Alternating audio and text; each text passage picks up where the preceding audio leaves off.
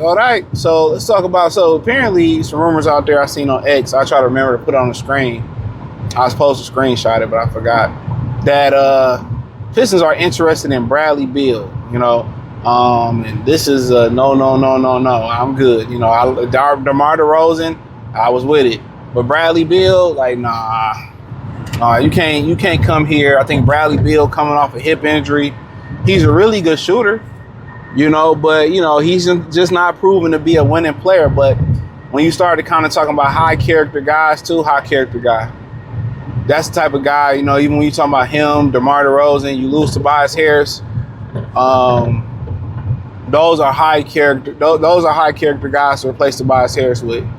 You ain't gonna have to worry about the men, you know, real talk. But once again, this is just typical Detroit when you talk about Allen Iverson at the end of his career, T-Mac at the end of his career, you know, Reggie Bush at the end of his career, you know, or later in his career.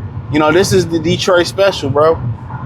This is what Detroit do. They get washed up stars, and Detroit don't want to spend the money. You get these dudes in their prime, first they cry about, oh, we don't want to give up the draft picks. So many times we've seen those draft picks not be shit. It's just all about the money, you know, and unfortunately, Detroit's one of those markets, like Cleveland, like Minnesota, like Atlanta. A lot of times, well, not much Atlanta, but a lot of these markets, they gotta overpay players to play in these particular markets and shit. But I mean, this ain't nothing new, man. They'd have never traded for Bradley Beal in his prime, you know, and he can shoot the lights out. But I mean, the last 2 seasons, he ain't really been on shit. You know, disappointed in Phoenix. I think he did come off the bench for a minute in Phoenix. And he just proved not to be a winning player. But am I surprised by this? No. The Detroit teams are always dumpster diving. And it's not to the lack of people not showing up. People show up in Detroit. You know, and you just started to really think at this point where if a lot of these players, and he only 33, by the way. I think he just turned 33 June 28th. But a lot of these players, bro, if it's to the point where they don't want to play in certain markets because the NBA don't promote certain markets, or, you know, or they don't want to litter, I just don't understand why they just don't make the league smaller then. Make it where they want to play. Maybe Miami should have 2 or 3 or fucking 5, 10 teams in Miami or some shit like that. New York should have 20 teams there. Like, if that's the point where these guys become so spoiled and so entitled that they get to do a job that probably less than 1% of the population who would dream to do this job, and they get that entitled where I don't want to play here. And I just don't understand. Just cut all the rest of these, cut the fat off the league. Most of them don't want to play games anyway. So he played 6 games last year. I believe it was a hip injury. But in previous years, I mean, he shot 49% from 3 in Phoenix that last year, and 50 and 38 starts. I mean, at this point, dog, you got Isaiah Joe, you got Duncan Robinson. I mean, you got guys that can shoot it. Now, if you believe Bradley Beal still got some shake in him, he could score. Coming off a hip injury, coming off some bad experiences in Phoenix, and it is what it is. You can get, Watson, you can get Benedict Mathurin, we just trying to, I don't really understand, like, if you expecting Ron and Nassar to make this monumental jump, then, make the monumental jump. But going to get Bradley Beal, bro, you got Isaiah Joe, you got Duncan Robinson. I mean, is it for the veteran leadership? Plus, I don't really understand it, bro.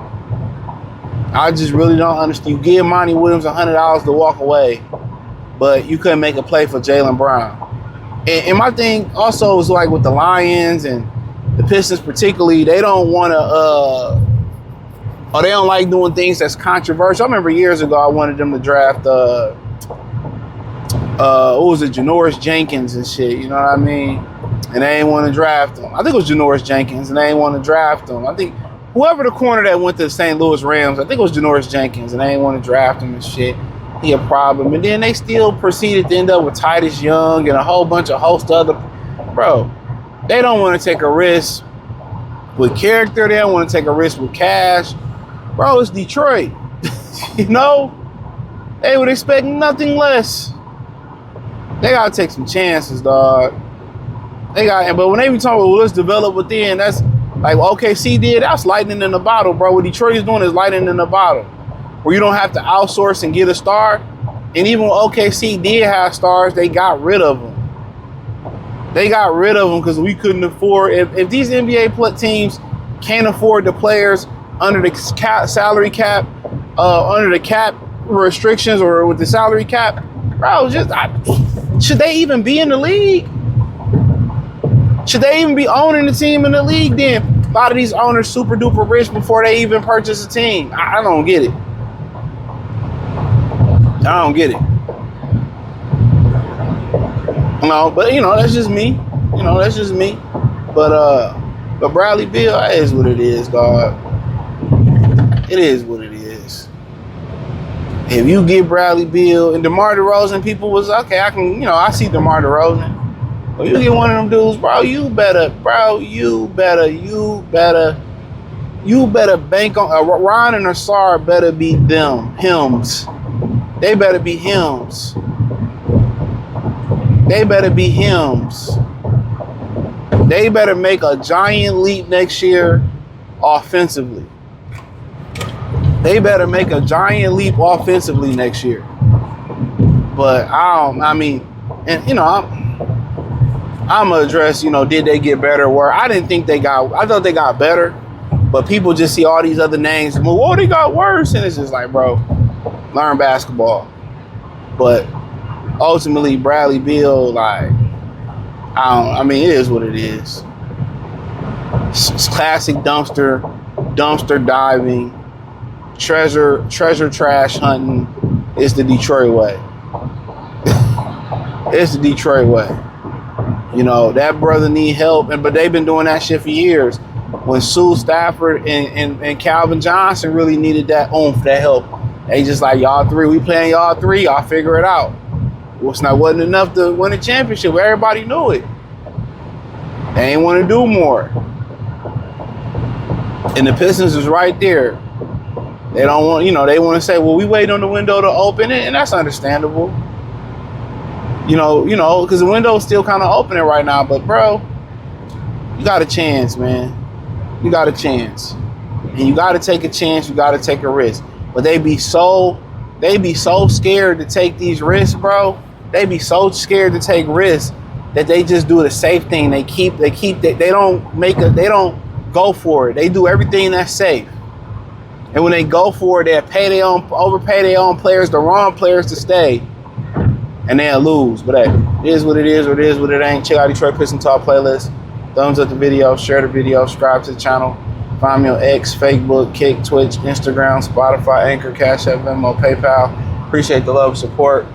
Hit the link in the description. Peace.